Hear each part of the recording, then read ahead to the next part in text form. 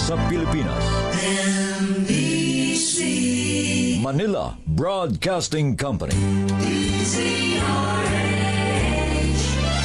DZRH, member, kapisanan ng mga broadcaster ng Pilipinas. Pilipinas, 15 minuto na, makalipas ang alas 5 ng hapon.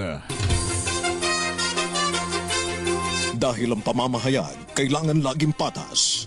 Ang pagtalakay ng bawat issue dapat laging parehas. Narito na ang balitaan at talakayang hihimay sa punot dulo ng mga issue. Bawat panig ilalahad sa publiko. Programang DZRH Balansyado. Narito na ang mga balansyado sa pagbabalita at komentaryo sina Henry Uri at Karen Oyong. Balansyadong balita. Balansyado. Pilipinas, araw na ng Martes, 20 sa buwan ng Mayo, taon 2025, sa ulo ng mga balansyadong balita. Temporary restraining order laban sa no contact apprehension policy inalis na ng Korte Suprema. 2 Chinese research vessels na mataan sa teritoryo ng Pilipinas. Senator Pampilo Lacson, itinanggi na siya ay nakipagpulong kay Vice President Sara Duterte. Rehabilitasyon ng EDSA umpisa na sa kalagitnaan ng Hunyo. Halos 70 hanggang 80% ng vape products sa bansa pinangangambahan na mapanganib sa kalusugan. Mahigit sa 5 billion pesos na halaga ng droga sinira ng PDEA. 1,072 o 172,000 katao apektado ng pagbaha naman sa Maguindanao del Sur. At 3 Phil-Canadian na bata patay sa vehicular accident sa Toronto. Magandang hapon Pilipinas, kami ang inyong tagapagbalita. Ako po si Miss Karen Oyong. At Henry Uri. Binawi na ng Korte Suprema ang temporary restraining order sa non-contact apprehension policy o NCAP na nagpapatigil sa implementasyon nito. Ayon kay Solicitor General Minardo Guevara, ang pagbawi ay kasunod ng urgent motion ng Metro Manila Development Authority na alisin ang TRO upang bigyang daan ang rehabilitasyon ng EDSA na naglalayong palawagin ang daloy ng trapiko. Ang EDSA ay nakatakdang sumailalim sa rehabilitation sa Hunyo. Magugunita ang August 2022 nang nag-issue ang Korte Suprema ng TRO sa NCAP na ipinatupad naman ng ilang local government units sa Metro Manila. Kabilang sa mga lungsod na itinigil ang pagpapatupad ng NCAP noon ay ang Manila, Parañaque, Valenzuela, Muntinlupa at Quezon City.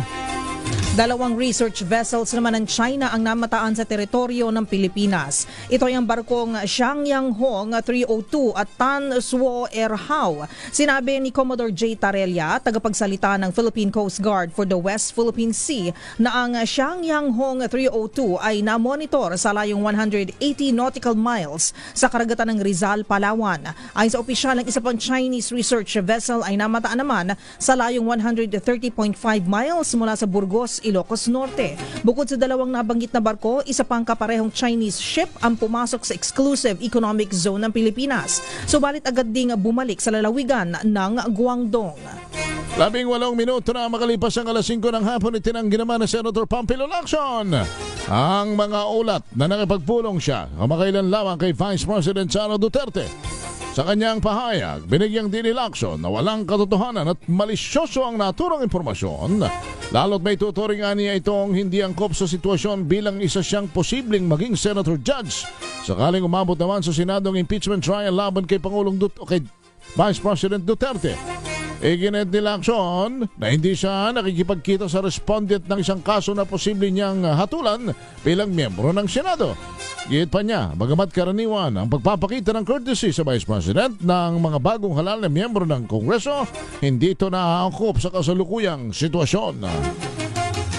Samantala, hindi dapat maging madugo at dapat lamang tutukan ang paghahanap sa katotohanan sa gagawing impeachment trial laban kay Vice President Sara Duterte. Itong sinabi ni House Deputy Majority Leader Lawrence Defensor na miyembro ng House Prosecution Panel sa naging pahayag ng Vice Presidente. Ayon kay Defensor, kailangan parehong nakahanda ang prosecution at defense sa paglalahad ng kanilang mga kaso. Sa pamamagitan anya nito ay mas madaling maiintindihan at matatanggap ng taong bayan ang magiging resulta resulta ng paglilitis. Sabi pa ni Defensor, nais niyang makitang nakahanda si VP Sara para sakaling ma-acquit ay madali na lang matatanggap ng mga mambabatas at ng taong bayan.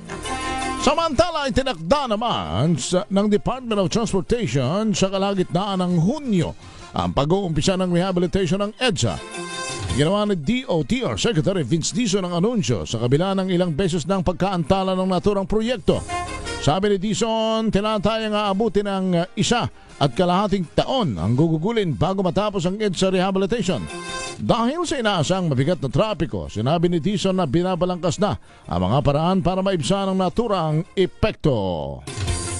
Samantala, halos 70 hanggang 80% ng vape products sa merkado ay pawang illegal, unregistered at mapanganib sa kalusugan. Ito ang dahilan kung bakit iminungkahi ni BIR Commissioner Romeo Lumagi Jr. ang paglikha ng Special Task Force na tutugi sa mga manufacturer ng illegal na vape products. Sa pagdinig ng Senate Ways and Means Committee, binanggit ni Lumagi na lubhang nakakabahala na ang paglaganap ng illicit vape trading, lalo na ang mga ibinibenta sa online.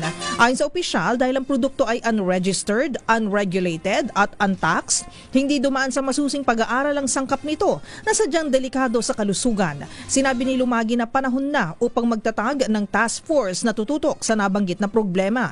Sa kanyang rekomendasyon, ipinahayag ng BIR Commissioner na bukod sa kanilang opisina, kasama din sa task force ang kinatawan mula sa Department of Trade and Industry, DOH, PNP at mga LGU. 20 minuto na makalipas ang alas 5 ng hapon, winasak ng Philippine Drug Enforcement Agency o PDEA ang mahigit sa 5.32 billion pesos na halaga ng ilegal na droga sa Integrated Waste Management Incorporated sa 13 Martires sa Cavite ngayong Martes. Sinaksihan ito ng mga matataas na opisyal ng PDEA, mga lokal na opisyal ng Barangay Aguado, mga kinatawan mula sa Philippine National Police, Department of Justice at DILG, mga non-governmental organization at media partners. Sa pamamagitan ng thermal decomposition, sinira ng PDEA ang mahigit 2,000 kilo ng solid illegal drugs at mahigit 3,000 milliliters ng liquid illegal drugs. Kabilang rito ang 738 na kilo ng shabu, 1,478 na kilo ng marijuana, mahigit 4 na kilo ng ecstasy, 30 na gramo ng cocaine, 6 na gramo ng ketamine at iba pang mga isinuko na expired na gamot. Umakyat naman sa 192,005 ang bilang ng mga apektadong residente sa malawakang pagbaha sa Maguindanao del Sur ayon sa National Disaster Risk Reduction and Management Council o NDRRMC. Ito'y dulot ng malakas na pag-ulan dahil sa Intertropical Convergence Zone mula pa noong May 14. Tumaas rin sa 78 barangay mula sa 47 ang naapektuhan sa mga bayan ng Ampatuan, Datu Abdullah Sangki, Datu Piang, Datu Salibu, Datu Saudi Ampatuan, Datu Hofer Ampatuan, Mamasapano, Gindulungan, Sharif Agwak, Sharif Saidona, Mustapa at Sultan sa Barongis. Dagdag ng NDRRMC, pinakamaraming naapektuhan sa Mamasapano na umabot sa 34,700 ng mga residente, habang may 8 barangay dito ang 5 araw nang nakalubog sa baha. Naglabas na ang pag-asa ng flood advisory sa Bangsamoro Autonomous Region, partikular sa Basilan, Lanao del Sur at Maguindanao dahil maaari pa ring makaramdam ng malakas na ulan sa mga nasabing lugar dahil naman sa low pressure area. 3 Phil-Canadian naman ang nasawi matapos salpukin ng isang van ang kanilang sasakyan sa Toronto sa Canada. Bukod sa mga namatay, 3 din ang nasugatan sa aksidente na nangyari sa eastbound off-ramp mula sa Highway 401 ng Renfort Drive bandang alas 12:30 ng hating gabi. Ayon sa Toronto Police Report, ang mga biktima ay sakay ng Chrysler minivan nang salpukin ng isang Dodge Caravan habang nakahinto sa traffic light. Dahil sa lakas ng impact, agad binawi ng buhay ang 3 Phil-Canadians na may edad na 15, 13 at 6 na taong gulang. Nangyaring insidente, halos wala pang 1 buwan mula nang masawi ang 11 katao sa malagim na car crash sa Filipino Festival sa Vancouver, Canada. Nananindigan si Pangulong Ferdinand Marcos Jr. na patuloy na ididepensa ng Pilipinas ang teritoryo nito sa West Philippine Sea. Kasabay nito, sinabi ng Pangulo na hindi kailanman pahihintulutan ang anumang panghihimasok at anyay hindi pagrespeto sa soberanya ng Pilipinas. Sa kanyang pagdalo sa 127th anniversary ng Philippine Navy sa Subic, sinabi ni Bongbong Marcos o Pangulong Bongbong Marcos na maninindigan ng Pilipinas bilang responsableng miyembro ng international community at idadaan lahat sa diplomasya ang anumang usapin sa teritoryo. Kasabay nito, tiniyak ng Pangulo ang todong pagbabantay sa maritime zones ng Pilipinas alinsunod sa umiiral na international law. Ayon sa Pangulo, walang isusuko at walang pababayaan ang Pilipinas sa pagtatanggol sa teritoryo nito. Opisyal na ang kinomisyon ang dalawang bagong barkong pandigma ng Pilipinas sa isang seremonya naman sa Subic, Zambales. Ang pagkomisyon sa BRP Miguel Malvar at BRP Albert Magini ay bahagi ng aktibidad kaugnay ng ika-127 anibersaryo ng Philippine Navy. Dumating mula sa South Korea ang barkong pandigma na BRP Miguel Malvar na mayroong advanced sensor, weapon system at nakadisenyo para sa long-range multi-role combat operation. Samantala, ang BRP Albert Magini naman ang kaunaw ng locally assembled missile-capable patrol vessel sa bansa. Kakasuhan naman ng mga opisyal ng gobyerno na mapapatunayang sangkot sa smuggling ng bigas. Ayon sa Malacanang, nagpapatuloy ng investigasyon sa umunoy pagkakasangkot ng ilang government official sa illegal na importasyon ng bigas. Sa unang episode ng BBM Podcast, ibinunyag ni Pangulong Ferdinand Marcos Jr. na may mga opisyal ng gobyerno ang nasa likod ng profiting at rice smuggling. Pero hindi nilinaw ng Pangulo kung taga saang ahensya ng gobyerno ang mga sangkot sa smuggling.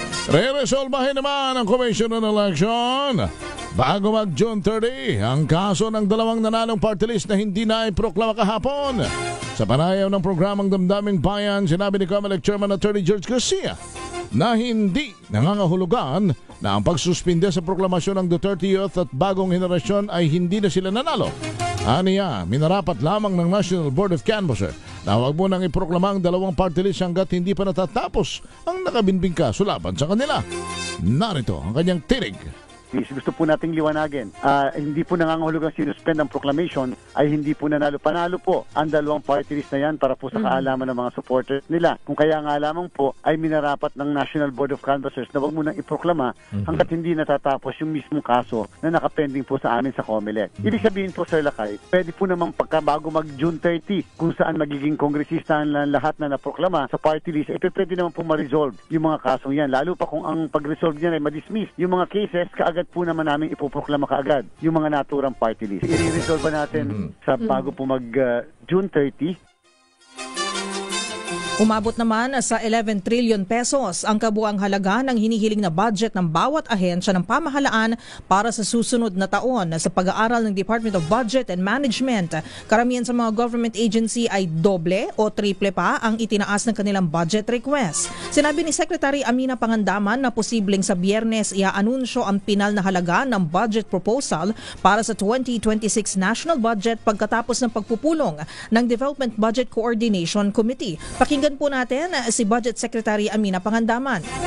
Pangalawa po is yung Tier 2. Ito po yung mga big project at saka yung mga bagong proyekto na gusto po nilang mapondohan. So, ito po yung talagang tinitingnan natin kasi marami po sa mga yan, hindi po ready. Yung tinatawag po natin, hindi shovel ready. So, mahirap naman po pondohan kung hindi shovel ready yung mga projects natin. Sayang naman po. So, yan po yung titingnan natin. At saka titingnan po natin yung utilization rate ng ating mga departments. Opo, sayang naman po. Ibigay na lang po natin sa mga ahensya na kayang mag-disburse ng ating budget. Sabi pa ni Pangandaman, posibleng umabot na sa 7 trillion pesos ang proposed budget, mas mataas kumpara sa 2025 national budget na 6.326 trillion pesos. 28 minuto na, makalipas ang alas 5 ng hapon. Sumayin nyo na mga balita, kami ang inyong tagapagulat. Ako po si Miss Karen Oyong. At Henry Uri.